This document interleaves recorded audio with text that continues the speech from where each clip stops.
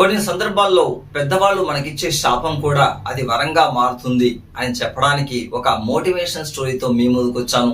ఇలాంటి మంచి మంచి స్టోరీస్ కోసం డిపి స్టోరీ టైం ఛానల్ ని ప్రతి ఒక్కరూ సబ్స్క్రైబ్ చేసుకోండి. కథలోకి వెళ్తే, ఒక వ్యక్తి దగ్గర 2 ఆవులు ఉంటుంది.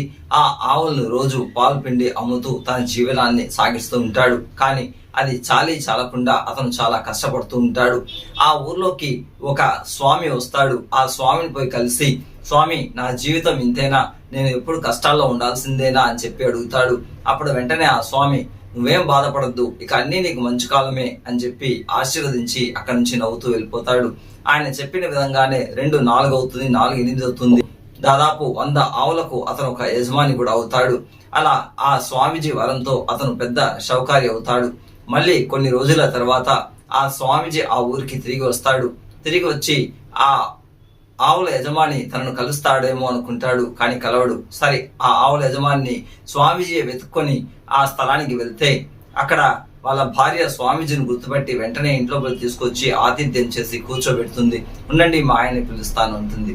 వాళ్ళ ఆయన దగ్గరికి పోయి, స్వామీజీ వచ్చారండి, మీరు రండి అంటే, ఉండు, నేను ఆవులకు గడ్డి పెడుతున్నాను, ఈ గడ్డి పెట్టిన తర్వాత స్వామీజీని వచ్చి కలుస్తాను, కొంచెం కూర్చోమని చెప్పు అంటాడు. వెంటనే ఆ స్వామీజీకి ఆగ్రహం వస్తుంది.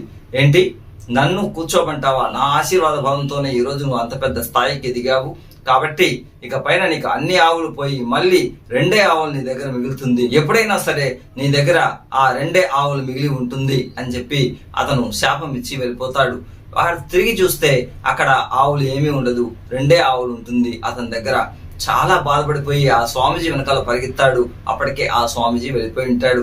అప్పుడు వాళ్ళ భార్య ఆలోచించి ఆ భర్తకు చెప్తుంది, ఫస్ట్ ఈ 2 ఆవులను తీసుకుపోయి సంతలో అమ్మేసి వచ్చేయండి అంటుంది. అదేంటే, ఉండేదే 2 ఆవులు, దీన్ని కూడా అమ్మేయమంటావే అంటే, నేను చెప్పింది చేయండి ఫస్ట్ అంటుంది. వెంటనే ఇంకా మాట్లాడకుండా ఆవును తీసుకుపోయి అమ్మేసి వస్తాడు. తిరిగి చూస్తే ఇంట్లోపలికి వచ్చినప్పుడు 2 ఆవులు వాళ్ళ ఇంట్లో ఉంటుంది. అప్పుడు ఆ భార్య అంటుంది, స్వామీజీ ఏమన్నాడు, నువ్వు ఎప్పుడైనా సరే నీ ఇంట్లో 2 ఆవులు ఉంటుంది అని శాపం ఇచ్చాడు కదా, కాబట్టి ఈ రోజుకి 2 ఆవులు మన దగ్గరకు వస్తుంది, ఆ 2 ఆవులు ఎత్తుకుపోయి అమ్మేస్తే మళ్ళీ 2 ఆవులు మన ఇంట్లో ఉంటుంది కదా అని చెప్తుంది. అలా అమ్మి అతను మళ్ళీ కోటీశ్వరుడు అవుతాడు. అలా పెద్దవాళ్ళు మనకు శాపం ఇచ్చినా దాంట్లో కూడా ఒక మంచి జరుగుతుంది. అంటే ఎంత పెద్ద కీడు ఉన్నా ఒక చిన్న మంచి జరుగుతుంది అనేది ఈ కథ యొక్క సారాంశం.